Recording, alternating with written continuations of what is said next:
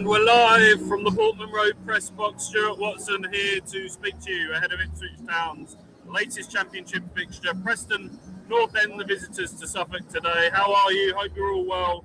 January is nearly over, folks. We've made it. It's the 31st today, and that means transfer deadline day is just around the corner. More on that in a moment, but first let's talk about the action ahead. Ipswich Town, can they finish January on a high? A 2026 that started so well, but a setback last weekend at Bramall Lane, 3-1 defeat at Sheffield United, and a pretty gritty championship fixture, which was a reminder to keep your feet on the floor, because there's different ways to win football matches in this division. It's been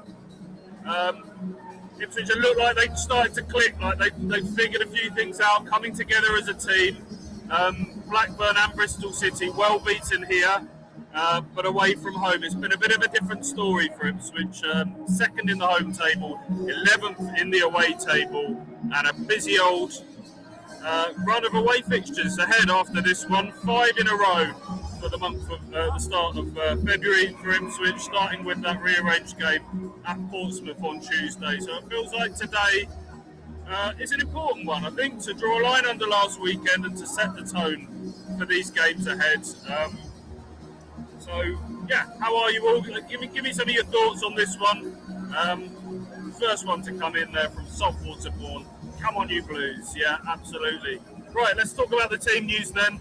I mentioned it off the back of a defeat for Ipswich last weekend. It's 5 changes from Kieran McKenna. I'll run you through them. Leif Davis back into the team at left back.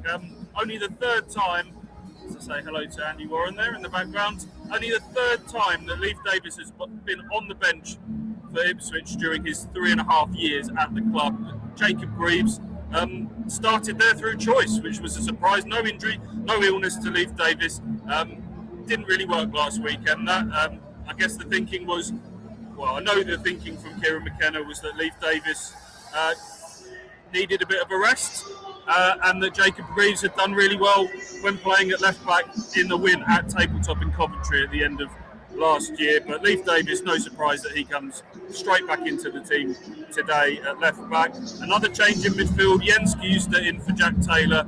Jens Kjuster, who's been really good at Portman Road of late, and he's going to provide a bit of midfield thrust and a bit more creative spark, hopefully, in that midfield against the Preston team. That's got 4 central midfielders in that team today, and we've already seen once this season that they can be stubborn opposition. So Jens Kjuster can hopefully provide a little bit of something in midfield. That means that Dan Neil is on the bench, fresh in on loan from Sunderland. He's not started a game since August as Dan Neil, so I do think he can get in and stay in eventually, Dan Neil, but he'll be eased in and he's on the bench today. And then we get to the top end of the pitch. A full debut for Anis Mehmeti, who we saw come off the bench at Bramall Lane last weekend. He was probably one of the rare positives to take from that. Looked quite lively off the bench. Unlike Neil, he's a man who's played plenty of football in the first half of the season for Bristol City, with plenty of goals and assists for them. So he comes in to start in the number 10 position, and that means Sammy Schmodix drops out. Interest from Wrexham, a bid from Derby knocked back. Ipswich have said that he won't go unless the asking price is met. Not in the squad at all today, Sammy Schmodix, so that would suggest that deal is going to get done. We'll keep you up to date on the latest on that as we know it. What are the other changes that we got for you? Wes Burns back in on the right-hand side, excellent against Bristol City. There's Mark Heath, the gaffer, in the background. Hello. Back on the right, he was great against Bristol City, wasn't he? It was felt too big a risk to start him twice in 5 days, given how long he's been out. But no surprise to me that he comes in on the right for Sindre Violet-Ageli today. Some moves from the boy AJ there in the background. And then even Azon, another one who did really well against Bristol City, dropped at Bramall Lane. George Hurst, didn't really happen for him there, and Azon quite rightly back in today, I think, amidst all the talk of will Ipswich sign a striker or not going into transfer deadline day. So 5 changes for Ipswich. Any thoughts before we move on to Preston and the game as a whole? I'll approach those as they come into the comments section. We'll move on to Preston. Preston, as I mentioned, Ipswich probably played them at the worst possible time early in the season. One of them, was it the first away game of the season for Ipswich? Went up to Deepdale, conceded reasonably early, mistake from Jacob Greaves that led to the penalty. And then they just parked the bus. And I say that with the utmost respect, that there's different ways to win football matches. They were very organised, very solid. Ipswich, I think, barely had any kind of meaningful attempts on goal in that game. They lost it 1-0. It was obviously a stage in the season when the squad was in a state of flux, where new players were still bedding in, and they didn't really have an answer to that.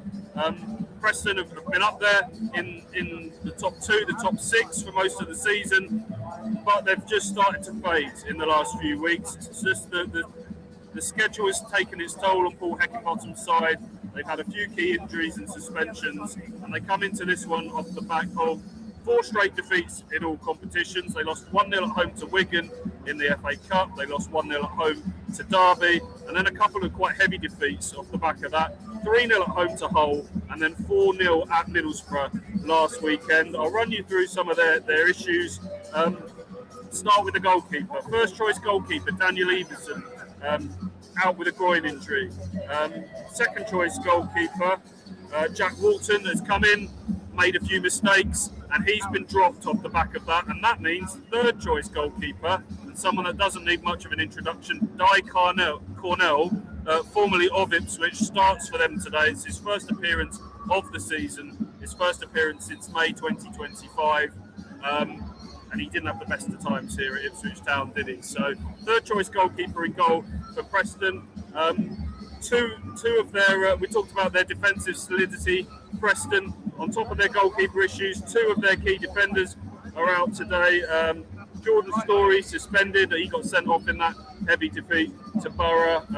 Andrew Hughes, who's made 24 starts this season, out with a hamstring injury. So a little bit of a patched up back 3 for them. I won't run you through all of their changes, but they've named a team today, interestingly, with 4 central midfielders in it. Lewis Dobbin, striker, drops out. Thompson, midfielder, comes in for them. So we're trying to work out quite how this team is going to line up for Preston, but it will be some sort of variation on the 3-5-2.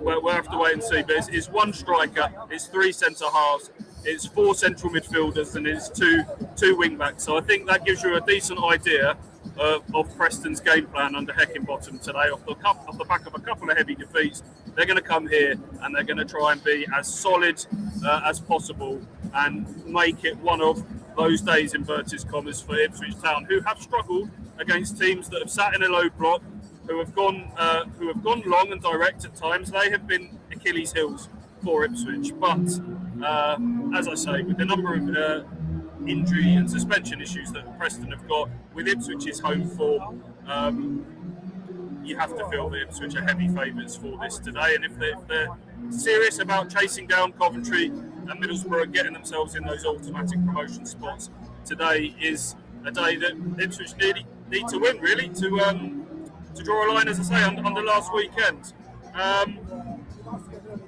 Transfer deadline day, should we have a quick chat about that? We're going to bring you lots of content on Monday. Alex is going to be running the usual deadline day live blog. We're going to do a video in the morning setting the scene. We'll do a video when the deadline has shut at 7 p.m, at a far more civilised time than the usual 11 p.m. But for those that you haven't followed all of the coverage from the press conference yesterday, I'll bring you up to date. Schmodix out the squad today. Kieran McKenna has confirmed our reports that both Wrexham and Derby are in for him, and that Ipswich will only sell at the right price. It looks increasingly likely with Schmodix not in the squad today that will get done before 7 p.m. Interestingly, he says, the Blues boss says he won't be replaced. If he goes, he feels he's got enough options in those attacking areas. He's got Clark and Philogene, who is misses out again today with that knee injury, but Philogene is hopefully not too far away from coming back. We've got those 2 vying for the left-hand side. He's got Nunez again, misses out today with an ankle injury, but again, hopefully not too far away. And Mehmeti now vying for the number 10 slot. And then on the obviously on the right-hand side, which is not really affected by Schmodics, he's got Vollett Gelly, who can play central, McAteer and Burns as well. So he feels he's got the numbers there in those kind of three attacking positions behind the striker to not have to worry about replacing Schmodics. So that's his situation going into deadline day. Looks like he will go. The loan situation, I thought that's worth picking up on. Dan Neal's arrival takes Ipswich up to 5 loan players. They've got Kipre, Kayusta, Neal, Akpom and Azon are the 5 players. You can only name 5 loan players in your matchday squad in the Championship. You can have more than 5 loan players if you wish. You just can't name them all in your squad. Kieran McKenna says that's not a situation he wants to get into. He doesn't want a situation where he's having to leave players out of the squad purely because they're a loan player. He wants people to feel like they're close to getting minutes at all times.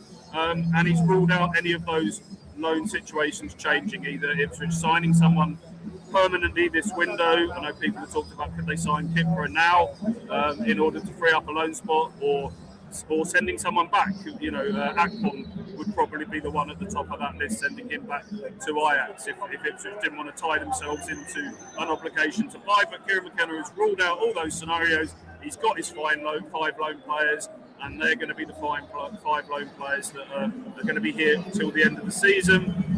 And then it brings us on to the big talking point. Are Ipswich Town going to sign anyone else, i.e. a striker? That's what everyone's been talking about going into this window. They've got 3 obviously on the books in Azon, who starts today, who's just starting to show some signs of becoming good, although albeit one swallow doesn't make a summer from that Bristol City performance. Hurst, who hasn't quite kicked on in the way we hoped with the number 9 on his back, and Chuba Akpom, who was signed to play as a 10, but as I think he's really in that number 9 category now, given that's where his last couple of starts have been. Is that enough for Ipswich to get themselves over the line? They are the second top goal scorers in the league, it's worth saying. And yes, most of those goals have come from left-siders in Philogene and Clark. But, you go back through the back-to-back promotions, striker hasn't tended to be the one that's been the 20-goal-a-season man for Ipswich. They're about more than that. They're about facilitating others and pressing and doing lots of unseen off-the-ball work. All that said, have Hurst and Azon done enough, even taking away the goal record of the 2 of them? It's up for debate, isn't it? And a lot of people feel that they're not enough to get this promotion over the line. Ipswich are looking at strikers, have been looking at strikers for a little while. I've shared some links that our understanding is that Sam Surridge, my understanding is Sam Surridge at Nashville, former Forest, Bournemouth, Stoke man, is a player very much of interest to Ipswich, but Wolves look like they're going to be strong competitors for his signature. Joel Peru at Leeds, all the noise is coming from his camp is that he's keen to stay there and fight for minutes in the second half of the season at Ellen Road. There will be plenty of others as well that Ipswich are looking at, whose names are not in the public domain at the moment. But Kieran McKenna did say yesterday there is definitely a world where Ipswich get to 7 p.m. on Monday and they've not signed anyone else. And I know he often says that. People have picked up on the fact he quite often says nothing is imminent, and then 2 or 3 days later someone is through the door. I don't get the feeling that this is a bluff. Speaking to people behind the scenes, I think there was a growing sense that maybe this kind of which striker Ipswich going to get, like it was a foregone conclusion, that narrative was getting a bit too carried away. And I do believe Kieran McKenna when he says he trusts his options that he's got. It's not like midway through the promotion season in 23-24 where Ipswich was short of numbers. Freddie Ladapo had left. George Hurst had suffered that big injury on Boxing Day. They had to go and get Kiefer Moore and Ali Al-Hamidi then, purely for numbers, not just for a quality situation. This time around, a little bit different. They've got the numbers. Have they got the quality? That's the big question. Will Ipswich Town be able to get something done before 7 p.m? We will wait and see. We are doing everything we can to work the phones and keep our ears to the ground. But for now, we park all of that because it's game time for Ipswich Town, and it's a big one against Preston North End here. I'll finish with a few of your thoughts. Some of it is just, we've got Greg here, up at town. We've got Kin here. We absolutely have to buy Sam Sturridge. What's the likelihood of that happening? As I say, Kin, he's one that they like. From what I gather, he's been right towards the top of that striker list for a while. Whether it can be done is another matter entirely. I wouldn't rule that one out, but some work to do there. And Jamie here to finish. Am I right to be nervous? Yeah, look, Preston, as I said earlier on, have got all the hallmarks of a team that can come here and frustrate Ipswich. Beware the wounded animal, a couple of heavy defeats, quite a defensive line-up today from Paul Heckingbottom, a side that have frustrated Ipswich once already this season. That was then, and this is now. Ipswich have come a long way since then. They've made some progress. Yes, last weekend was a setback, but this is Portman Road. This is where Ipswich have had some real joy. A chance today to make it 8 straight wins on Suffolk soil in all competitions. I hope that's the case. It will set up February quite nicely. Thanks for joining me as always. Keep following the coverage. Subscribe if you can, and if you want to, because it really helps us. And I'll see you on the other side. Enjoy, guys.